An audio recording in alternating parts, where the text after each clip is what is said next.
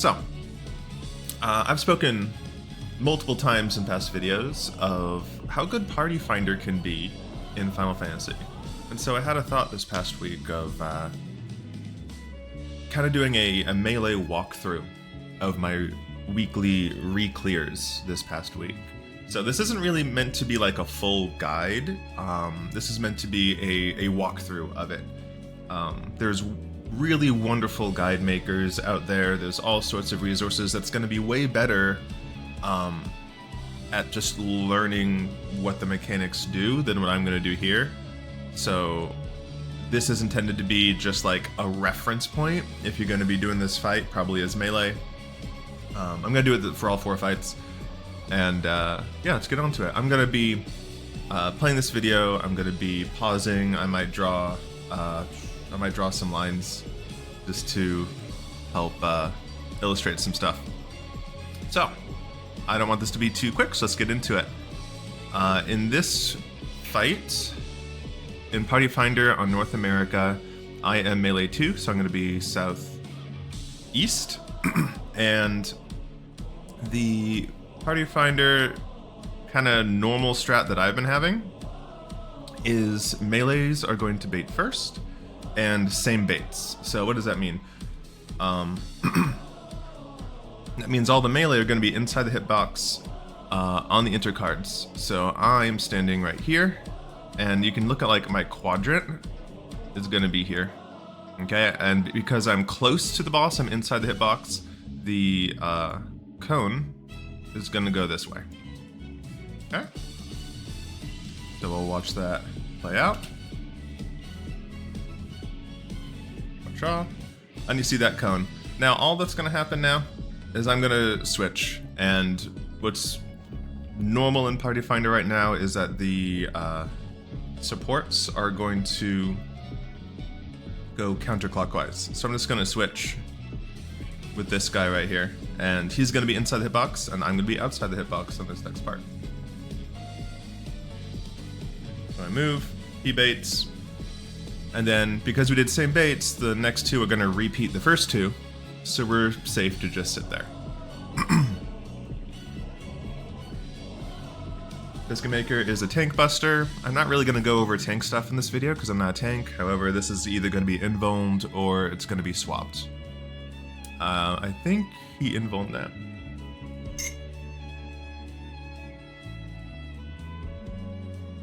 Coffee. Alright, whenever you cast 9 lives, that means that the thing that happens in this next move is going to be copied after that. So the only thing you have to worry about right now is that they're going to hit left first, so we're going to start on the right. So the only thing you need to worry about is where you start. So just think start on right. Wait for it. Awesome. So we remembered that we started on right. And that's going to tell us where we start for this mechanic, because these two copies are going to copy what they just did. So they're both going to do half room cleaves, so there's going to be a line going this way and a line going that way.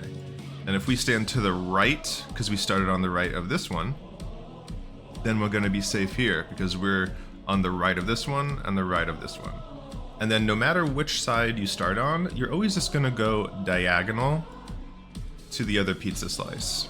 So if we started on left, we would have started here, and we would have just gone to the other pizza slice. It's always going to be the same kind of movement. You just kind of go diagonal.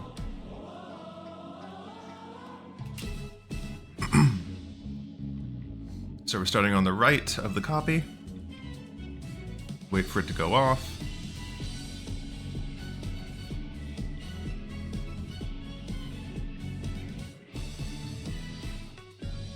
Wait for it. Anytime now. Boom. There's the pizza slice. I missed my pause. And there's the other pizza slice. Now, as this is finishing, we're going to see a cast of this one. Oh, I just crossed it out. It's either going to be quad or double. Quad, think 4, so there's going to be 4 stacks. Double means 2, so there's going to be 2 stacks. So since it's quad, you're going to stack with the same people that you stacked for in the first mechanic. So I'm gonna be south of the boss with my friend. Some groups it'll be more on the corners, but either way, it's a pretty big circle.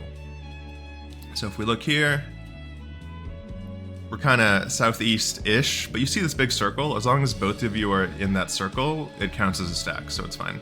Now, whatever this was, it's going to be the same one next. So if it's a quad on this one, it's going to be a quad after the next one. If it's a double on this one, it'll be a double after the next.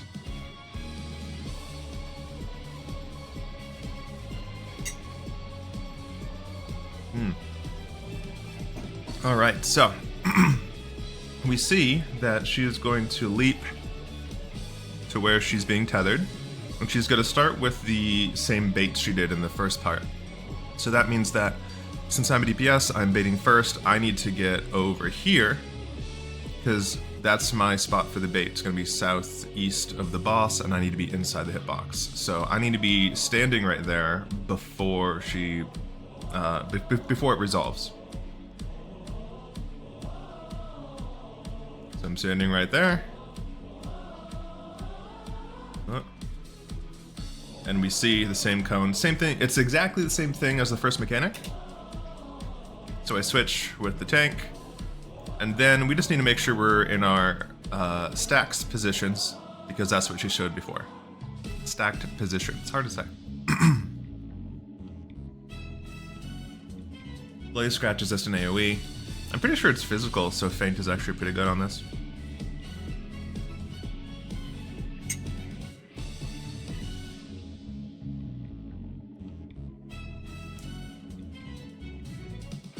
Okay.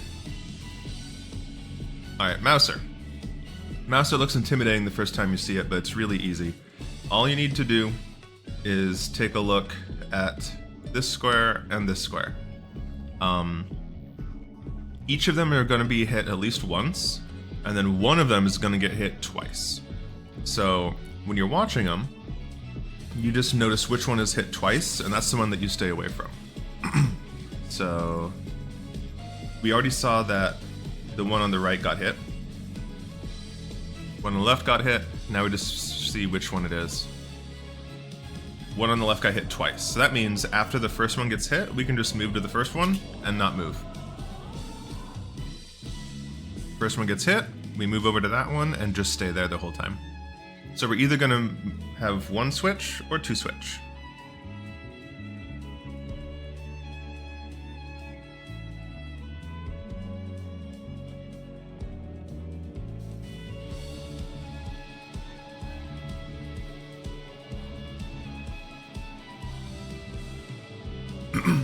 All right, so now, is that me targeted? It might be me targeted. What's going to happen now is the copy is going to hit whoever's marked with the paw. And a few things are going to happen. She's going to hit the person with the paw, and depending on what their stance is, they're going to do two things. If their hand is up, like in this picture, they're gonna like smash down, and you're just gonna be where you are. If she's kind of crouched, like it looks like she's gonna like uppercut, then she's gonna knock you up and forward. And wherever you land, whether you're punched down or knocked up, the tile that you're on is gonna get cracked. If you already hit a cracked one, then it's gonna break it and you're gonna die. So we want to make sure that you're going to land on a undamaged tile, and everyone else just needs to be kind of diagonal from you, because there's also going to be a plus-shaped AoE. I'll just play it out. It's not complicated. So because I see that they're going down, I just keep hitting the boss here, and all of the group is going to move to this tile, and this tile is going to get messed up. Now, if she were going to knock me up and back, I could start on like this tile and get knocked to this tile. However, you can always start on the tile you want to break if you're in a corner. So if you're in a corner and you face the opposite corner, you will land still in the same tile. So if you don't want to look at what the boss is doing at all, you can always start in a corner and look at the opposite corner, and that will always work no matter what on a safe tile.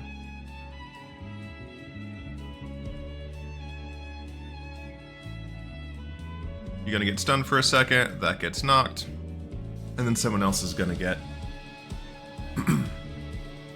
That's another. So just to be clear, you see the copy here. That is again the position where she's gonna go down and slam you down. She's always gonna do 2 of each, so the next 2 should be knockups.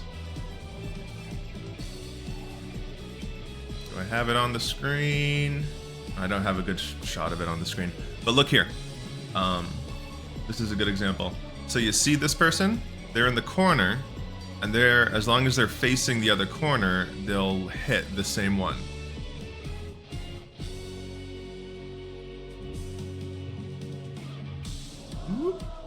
And hit. There we go, over there. Sadly, I didn't get a good shot of what they look like when they're gonna do the uppercut. But again, if you're on the corner, you're gonna hit the same corner.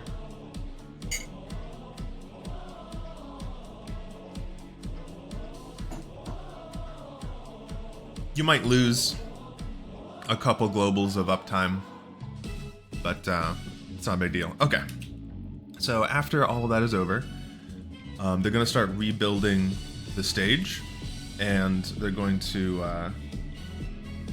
one side is going to be built faster. So it was kind of quick, but I did notice that this side is being built faster than that side. So you want to position yourself to where you're like right around the middle of this kind of square shape. So if you're like here, you're probably going to get punted off the stage and die. Okay? So you want to be right in the middle so you're knocked back to the corner. And ideally, so not everybody does this in Party Finder. Sometimes it's kind of a YOLO because it's Party Finder, right? However, you should keep in mind which side you're being knocked back to. There's going to be one safe side on the west side and one safe side on the east side. I've oriented myself. You can see this is A, and I'm in Light Party 2 because I'm Melee 2. So I'm being knocked to whatever side is on the east side, which is going to be this side. Ideally, your Light Party should have a tank, a melee, a healer, and a range. So what would happen is the 2 melees, the tank and the melee would come straight to the boss, and then the healer and the ranged would spread after the fact at range. Because this is Party Finder and it's a YOLO, it doesn't always happen. So I always play it safe because I'm a Reaper. So see what I do here. Everyone gets knocked back, and instead of going straight to the boss, I go a little bit off to the side, because look how this is you know, there's a lot of people there and I just don't want to die. And I actually don't really lose a lot of uptime doing this anyway, because I have an instant cast range attack doing this. So this area is usually safe, so I just go there, do my range attack. See, if I tried to get in there, it's likely I could have clipped somebody. So I just played it a little bit safe. In Party Finder is not the place to like maximize parses. Party Finder is, you always want to play the safe bet.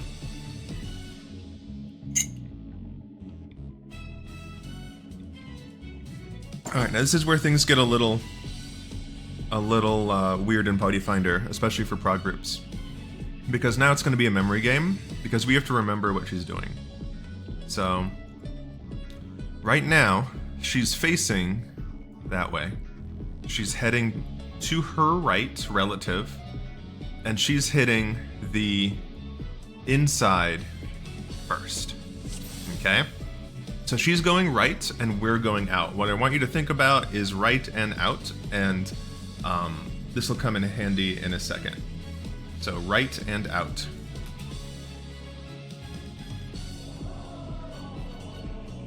Right and out.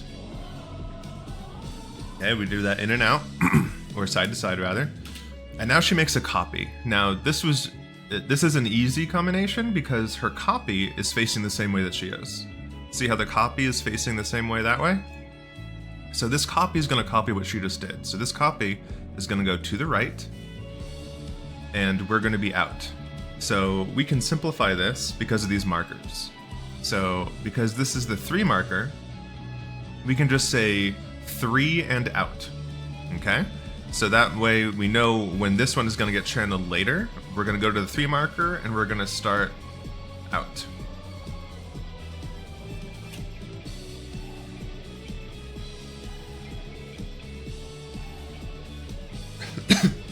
And out. And in the chat, someone even said 3. Okay, now we need to pay attention to what she's doing again relative to her. So she's now facing west. She's facing this way. So she's going to her right, and she's going to do the first mechanic that she did in the fight where we bait. So because this is relative north, we're going to have to be not relative north. This is true north.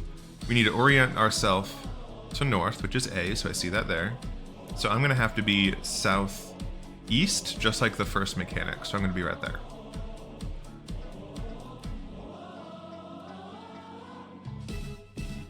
Pre-position there. And we have those same cones. This is exactly the same as the first mechanic for this one. So we're going to trade out. Exactly the same as the first mechanic. But we do need to remember that she went right in order to do this. Because now, she's making a copy here, but the copy is facing south. So relative to this, its movement is going to be right, which, if we're looking at true north, is left. So it's the copy's right, not your right. So that means that they're going to do this mechanic at 1. That's where things get a little confusing at the first time you do this fight.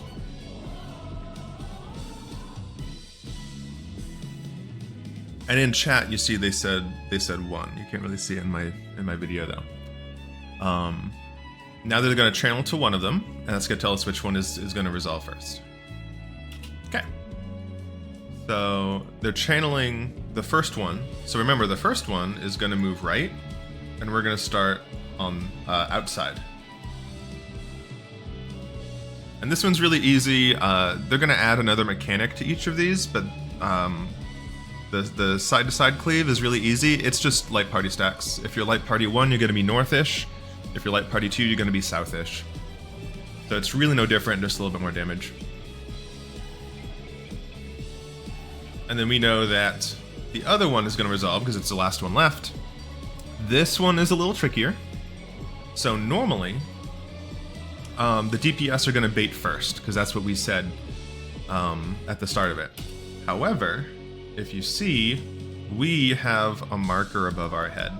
So that means we're going to trade places. The supports are going to bait first, and we're going to have to go out. We're still baiting intercardinal, so we just trade places with the support that we're partnered with. I do this really safe. I sacrifice a little bit, just a tiny bit of uptime, just because this circle is actually kind of big. You see this big circle around me? So if I was like in melee range, I likely would have hit somebody. So I'm gonna go out and just gonna hit ranged attacks. And then we're gonna switch. And they're gonna get it. So all the baits are on intercard. And then we resolve as normal, except the people with the baits are gonna have to be kind of far out. They take a second to resolve. There you go. So if you have a bait, you're gonna take it out. Bloody Scratch is an AoE. Bum, bum, bum, bum.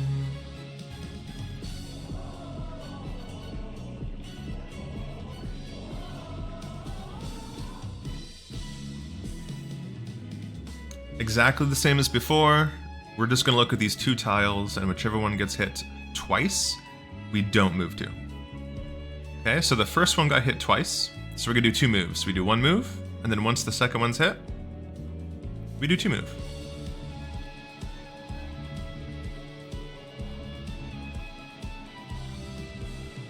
Now, most of this is going to be the same, except there's going to be 1 added mechanic.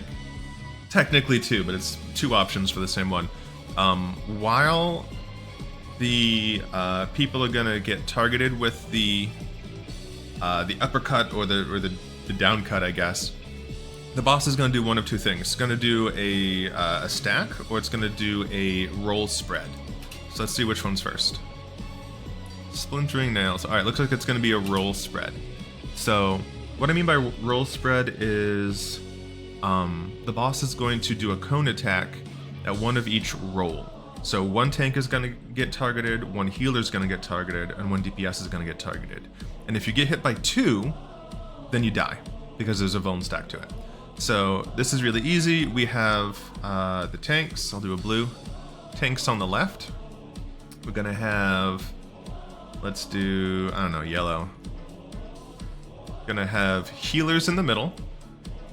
And we're gonna have all the DPS on the far right, and we're gonna do this all in this square.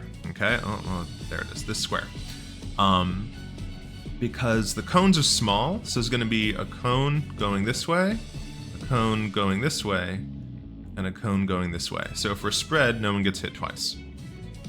And the reason we're doing this all in 1 tile, we technically could spread this out more because the targeted mouser person is over here in this tile. So we could use this tile if we wanted. Blue is no good. We could use this tile if we wanted, but it's likely that we're going to have to use 1 tile later because this tile or this tile will be targeted.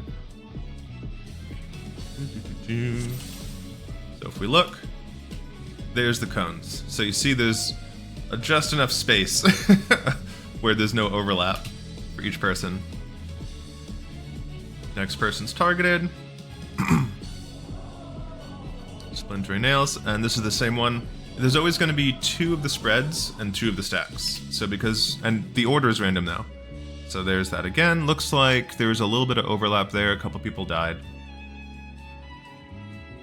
And then there's the stack marker. So we're gonna get 2 stack markers in a row now. With a couple people dead, it really hurts. But we're fine.